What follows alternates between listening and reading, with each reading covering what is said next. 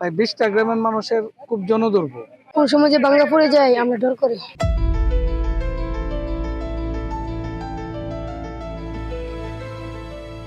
কখনো কি ভেবেছেন স্বাধীনতার 54 বছর পরও একটি সেতুর অপেক্ষায় থাকতে হয় হাজারো মানুষকে? ব্রাহ্মণবাড়িয়া জেলার সরাইল উপজেলার অরুয়াইল ও পাকশিমুল ইউনিয়নের মাঝ দিয়ে বয়ে যাওয়া চেত্রা নদী। আর এই নদীর উপরেই দাঁড়িয়ে আছে প্রায় 700 ফুট দীর্ঘ বাঁশের সাঁকো। 15টি গ্রামের লাখো মানুষের নিত্যদিনের যাতায়াতের একমাত্র মাধ্যম এটি। বর্ষায় নৌকা আর শুষ্ক মৌসুমে এই সাঁকো দিয়েই পারাপার করেন স্থানীয়রা।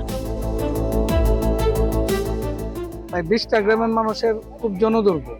কারণ অনেক সময় জোর তুফান হইলে এই বৃষ্টি কিন্তু ভাঙে যায়। তখন ভাঙে গেলে মানুষ কিভাবে চলাফেরা করবো, তখন কিন্তু মানুষের পেক কাদা দেওয়া যায়। আর বিশেষ করে আমাদের এলাকার যে ছাত্রছাত্রী আছে, প্রচুর ছাত্রছাত্রী আছে, তারা কিন্তু মারাত্মক সমস্যায় পড়ে থাকে। ঝড় বৃষ্টি আসলে যেহেতু এটা বাঁশের ব্রিজটা কিন্তু খুব সহজে ভেঙে যায়। আবার এটা মেরামত করে দিতে 1 সপ্তাহ সময় লাগে। 1 সপ্তাহ সময় কিন্তু এই মানুষ পেক খাদা দেয়া চলাফেরা করা লাগে। আর বিশেষ করে রুগীর জন্য আরো বেশি কষ্ট। বর্ষাকালে নৌকা দিয়ে যাতায়াত করি, কিন্তু বর্ষাকাল থাকে 3 মাস আর শুকনাকাল থেকে প্রায় 9 মাস। এই 9 মাস সেখানে মহিলারা, এই শিক্ষার্থীরা আসতে অনেক সমস্যা হয়।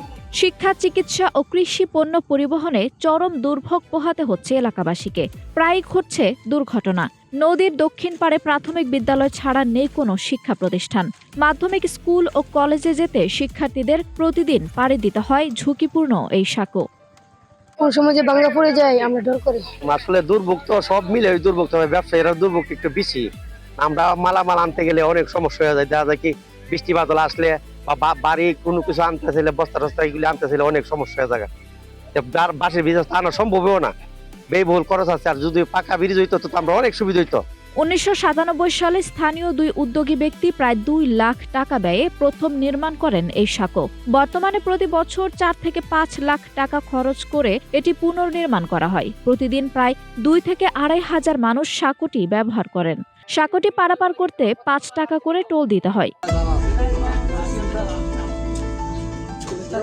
স্থানীয়দের অভিযোগ, প্রতি নির্বাচনের আগে প্রার্থীরা সেতু নির্মাণের প্রতিশ্রুতি দিলেও বাস্তবে কোনো অগ্রগতি হয়নি।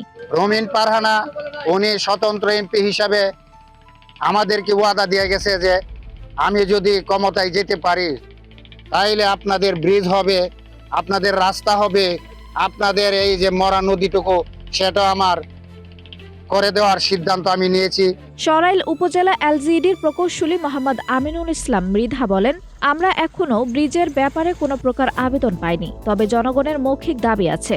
620 মিটার চেইনে যে 90 মিটার ব্রিজ নির্মাণের যে স্কিমটি আছে, এই বিষয়ে আমাদের সবসময় প্রক্রিয়াধীন আছে যে এটা কাজটা করার জন্য। তবে এমনিতে আমরা লিখিত আবেদন পাই নাই কারো কাছ থেকে। তবে জনগণের দাবি আছে, আর কি মৌখিক দাবি আছে।